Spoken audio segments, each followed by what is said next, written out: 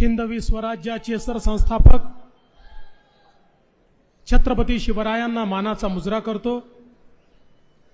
भारतीय राज्यघटनेचे शिल्पकार भारतरत्न डॉक्टर बाबासाहेब आंबेडकर यांना मानवंदना अर्पित करतो। आजच्या स्वर्गीय लक्ष्मणरावजी इनामदार जलसिंचन योजनेच्या जलपूजन प्रसंगी मंचावर उपस्थित असलेले आमचे सहकारी मंत्री माननीय राधाकृष्णजी विखे पाटील साहेब, श्रीमंत छत्रपती खासदार उदयन महाराज भोसले साहेब, आपले लोकप्रिय खासदार रणजित सिंह नाईक निंबाळकर साहेब आणि ज्यांचा उल्लेख जलपुरुष म्हणून आपण सगळे करतो ते आपले अतिशय लोकप्रिय आमदार आणि ज्यांच्या कर्तृत्वाने इथपर्यंत पाणी पोहोचलं ते सन्माननीय आमचे मित्र जयकुमार गोरेजी, श्रीमती सोनिया वहिनी मंचावर उपस्थित, कृष्णा खोरे महामंडळाचे उपाध्यक्ष आमचे बंधू महेश दादा शिंदे, राहुल दादा कुल, मदन दादा भोसले, दिलीपरावजी येळगावकर, धैर्यशीलजी कदम, मनोजजी घोरपडे, चेतन सिंग केदार, आपले विभागाचे अपर मुख्य सचिव श्री दीपक कपूर साहेब, श्री कपोले, जिल्हाधिकारी जितेंद्र डुडी, एसपी समीर शेख, श्री धुमाळ, श्री निकम, सर्वच या ठिकाणी उपस्थित अधिकारी पदाधिकारी, उपस्थित सर्व माझ्या माणदेशी भगिनी आणि बंधूंनो, आज खरोखर हा अत्यंत आनंदाचा दिवस आहे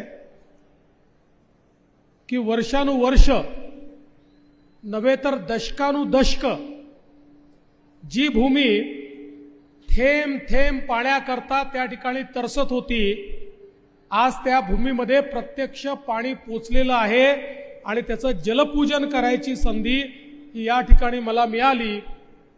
मी खरोखर ईश्वराचे आभार मानतो। त्याचवेळी मी खऱ्या अर्थानं अभिनंदन करीन जयकुमार गोरे यांचं।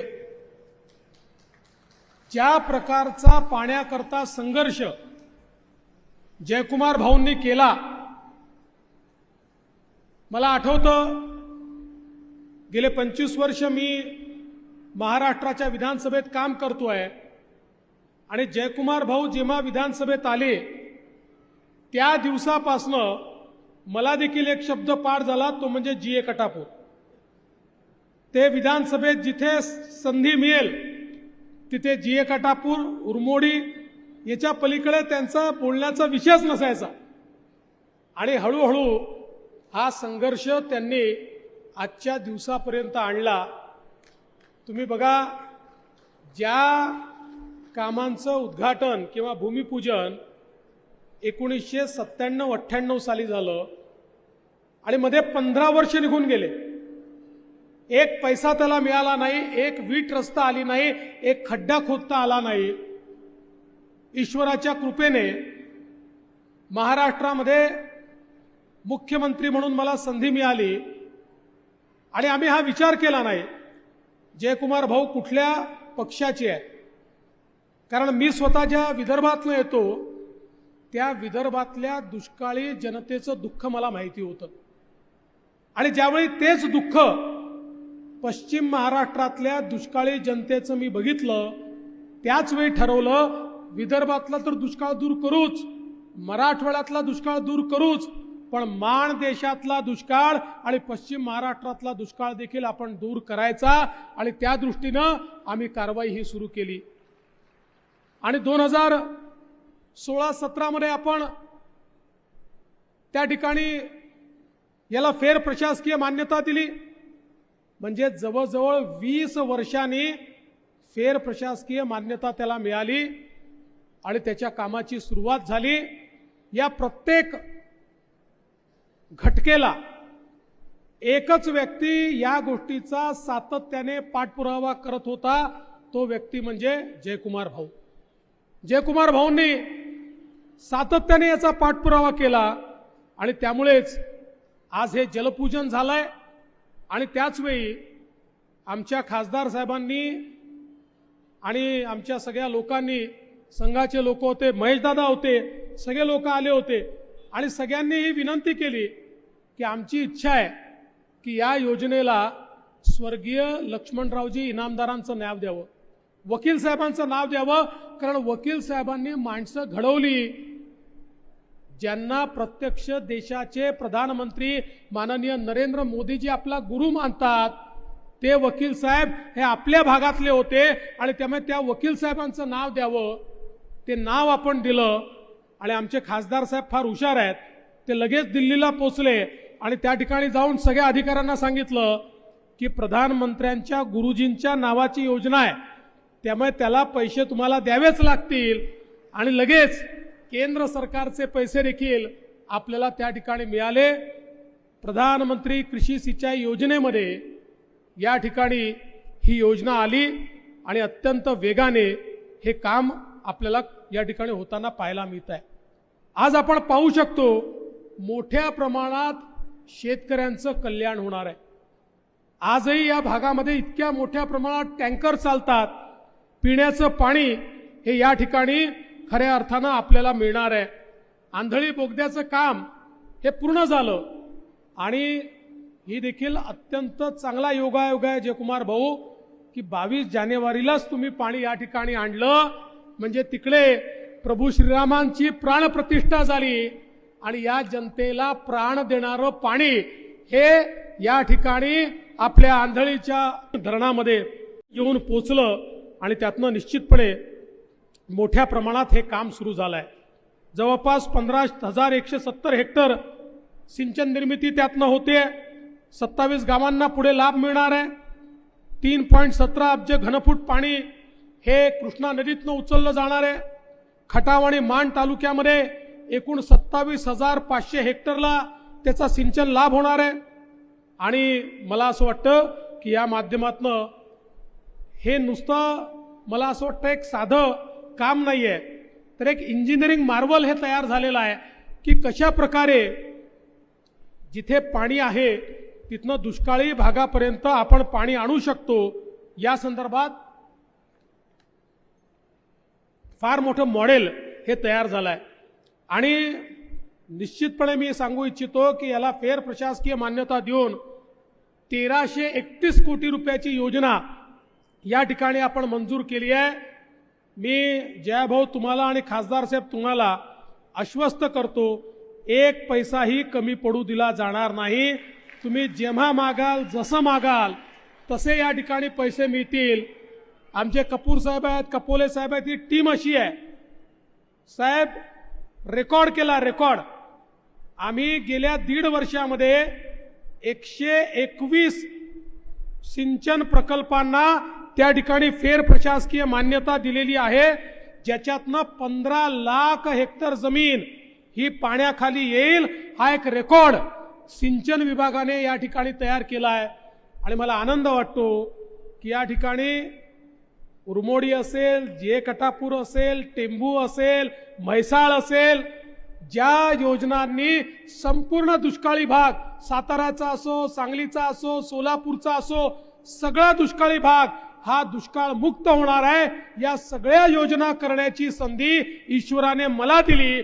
या दुष्काळी भागाची सेवा करण्याची संधी दिली आणि ही संधी त्या ठिकाणी सोन्यामध्ये परिवर्तित करण्याचं काम आम्ही केलं.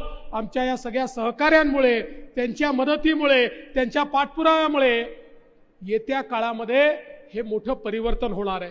आणि हे करत असताना हे खरं आहे, या ठिकाणी सांगितलं जायचं पाणीच नाही तर आम्ही कुठनं पैदा करायचं.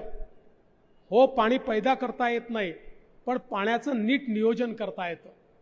आम्ही निर्णय केला की हे जे पाणी वाहून जात आहे, जे ओपन कॅनलनी जात आहे, 2017 साली मी निर्णय केला ओपन कॅनलपेक्षा जर आपण बंद पाईपलाईननी पाणी नेलं, बाष्पीभवनाचं पाणी वाचेल, लिकेजचं पाणी वाचेल, ॲडिशनल पाणी आपल्याला मिळेल.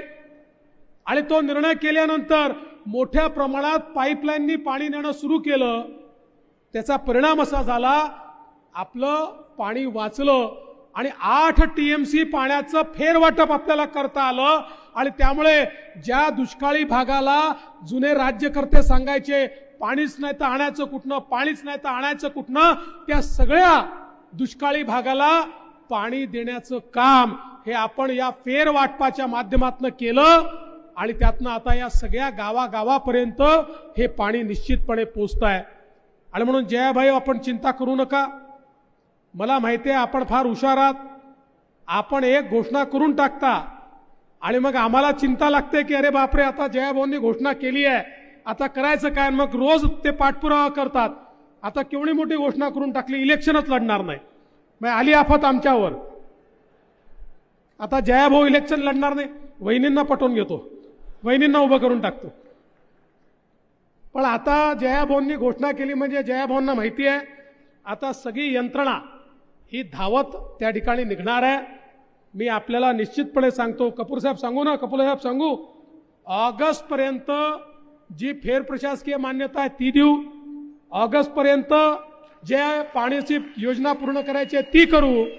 आणि आपण जे 27 गावं सांगितले, जे 42 गावं सांगितले, आता मला तो हिशोबच लक्षात येत नाहीये कुठली कुठली आहेत, पण आपण जे जे सांगितलं ते पूर्ण करण्याचं काम हे आम्ही करू। हे पूर्ण करण्याची जबाबदारी देवेंद्र फडणवीस घेतो, हे पूर्ण करण्याची जबाबदारी आमचा इरिगेशन विभाग घेतो। आणि निश्चितपणे हे पूर्ण केल्याशिवाय आपण या ठिकाणी राहणार नाही। आज खरं म्हणजे वेगवेगळ्या योजना मागच्या काळामध्ये आम्ही विखे पाटील साहेबांच्या सोबत निळवंडेच्या योजनेला गेलो, निळवंडेची योजना नगर जिल्ह्यातली आम्ही पूर्ण केली। ती योजना पूर्ण झाली त्या दिवशी आम्हाला समजलं माझ्याही जन्माच्या आधीची योजना होती, माझ्या जन्माच्या आधीची योजना चालली आपली रखडली, पण विखे पाटील साहेबांनी आम्ही सगळ्यांनी पुढाकार घेतला आणि ती योजना आम्ही पूर्ण केली। कारण जुन्या राज्यकर्त्यांमध्ये आणि आमच्यामध्ये फरक काय आहे, पूर्वीच्या राज्यकर्त्यांची काम करण्याची स्टाईल अशी होती की पाण्याकरता 20-25 वर्ष लोकांना झुंजवत ठेवलं तर प्रत्येक निवडणुकीत सांगता येतं पुढच्या निवडणुकीपर्यंत पाणी येईल आणि त्यांची मतं घेऊन निवडून येता येतं। कारण पाणी दिलं तर लोकांपुढे प्रश्नच राहत नाही आणि त्यामुळे 20-25 वर्ष ते झुंजायचे। पण आमची स्टाईल अशी आहे की आम्ही लोकांना पाणी देतो आणि त्यानंतर त्यांचे आशीर्वाद मागतो। आणि मला हे माहिती आहे जो पाणी देतो त्याला ईश्वर रूपी जनता सातत्याने आशीर्वाद देते। जसं पुढचे 50 वर्ष तुम्हाला हा आशीर्वाद मिळणार आहे, आता लोक तुम्हाला कधी विसरणार नाही आणि तुमच्यामुळे आम्हालाही लोक विसरणार नाही। आणि म्हणून आम्ही लोकांना झुंजवत ठेवणारे नाही। इलेक्शन आलं की तेच आश्वासन द्यायचं, इलेक्शन झालं की विसरून जायचं, नवीन नवीन कारणं सांगायचे, मोठे मोठे भाषणं करायचे, असं करणाऱ्यांपैकी आम्ही नाही। पहिल्या दिवशीपासनं काम हातामध्ये घेतलं आणि ही सगळी कामं पूर्ण करण्याचं काम आपण केलं। तारळी असेल, जीए कटापूर असेल, धोम बलकवडी असेल, टेंबू असेल, उरमोडी असेल, म्हैसाळ असेल, या सगळ्या वर्षानुवर्ष चालणाऱ्या योजना ज्यातनं खऱ्या अर्थानं दुष्काळी भागाचं भलं होणार आहे, या सगळ्या योजना आपण पूर्ण करण्याचं काम हे या ठिकाणी करतोय। खरं म्हणजे आमचे मुख्यमंत्री एकनाथरावजी शिंदे यांच्या नेतृत्वात आपलं नवीन सरकार जे आहे हे मोठ्या प्रमाणात सामान्य माणसाकरता काम करत आहे। आताच मी माहिती घेत होतो आपण 1 रुपयात पीक विम्याची योजना सुरू केली। मागच्या वर्षी आपल्या या भागामध्ये फक्त 4774 शेतकऱ्यांनी विमा घेतला आणि त्यांना 65,000 रुपये केवळ एवढा विमा मिळाला। पण यावर्षी 2,76,164 शेतकऱ्यांनी विमा घेतला आणि त्यांना 322 कोटी रुपये हा विमा या ठिकाणी मिळाला।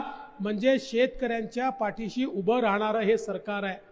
आज आपल्याला माहिती आहे आपले पंतप्रधान नरेंद्र मोदीजी यांनी ऊसाच्या FRP मध्ये देखील मोठ्या प्रमाणात या ठिकाणी वाढ केली आहे आणि सामान्य माणसाचे जे प्रश्न आहेत हे प्रश्न सोडवण्याचं काम हे सातत्याने या ठिकाणी आपण करतोय।